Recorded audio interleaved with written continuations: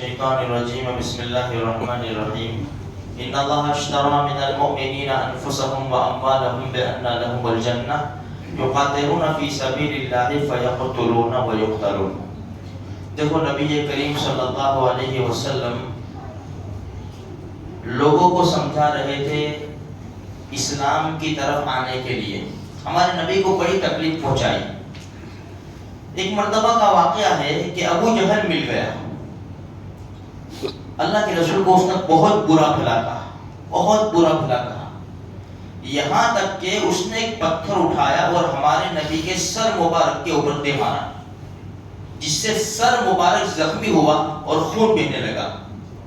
یہ سارا واقعہ عبداللہ ابن جدعان کی لونڈی وہ دیکھ رہی تھی.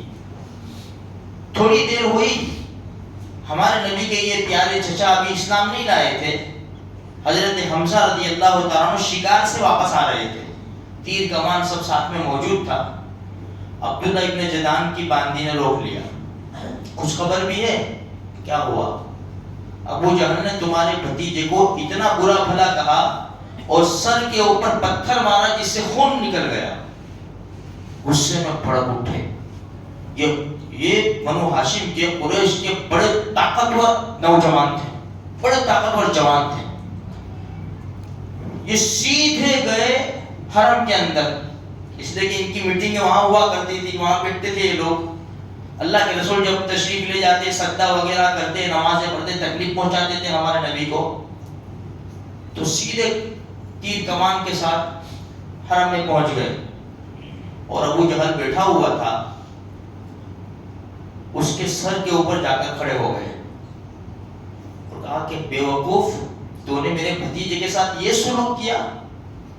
دو چار جملے بولے اور کمان اٹھا کر اتنی زور سے اس کے سر کے اوپر مارے نے سر پھاڑ دیا. تو اس کے قبیلے کے لوگ کھڑے ہو گئے. جب دیکھا کہ حضرت حمزہ کے اوپر حملہ کریں گے یہ لوگ, تو حضرت حمزہ کے قبیلے والے بھی کھڑے ہو گئے. قریب تھا کہ آپس میں لڑائی ہو جائے. ابو جان نے کہا کہ چھوڑو چھوڑو, جانے دو ابو ہمارا کو, حضرت حمزہ کا ان کو جانے دو, یقیناً میں نے اس کے بھتیجے کے ساتھ زیادتی کی ہے. پھر حضرت حمزہ نے کہا یاد رکھ میں میرے بھتیجے کے دین کے اوپر ہوں.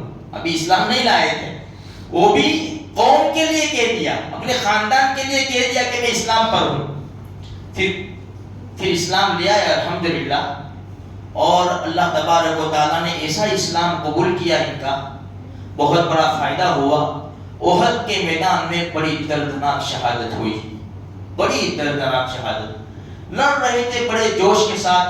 وحشی بیٹھا ہوا تھا, نیزہ لے کر بیٹھا ہوا تھا. حضرت علی گزرے لڑتے لڑتے.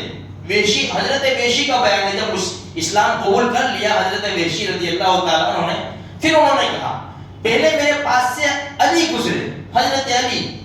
میں نے سوچا کہ یہ شہسوار بڑا زبردست ہے, بڑے جوش کے ساتھ لڑتا ہے نا, اس کا خاتمہ کر دوں میں. دونوں ہاتھ سے لڑ رہے تھے, دونوں ہاتھ میں تلواریں تھی.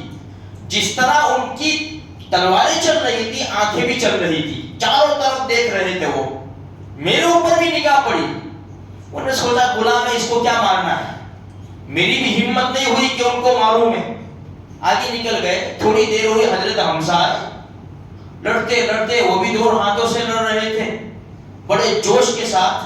لیکن ان کی اس طرح آنکھیں نہیں پھر رہی تھی. انہوں نے بھی مجھے دیکھا, انہوں نے بھی یہ سمجھ کے غلام ہے.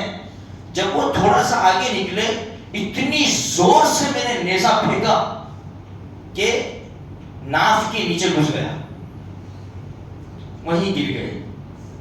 اور مشرکین عورتوں نے کیا کیا, ان کا سینہ چاک کر کے کلیجہ چبانے کی کوشش کی.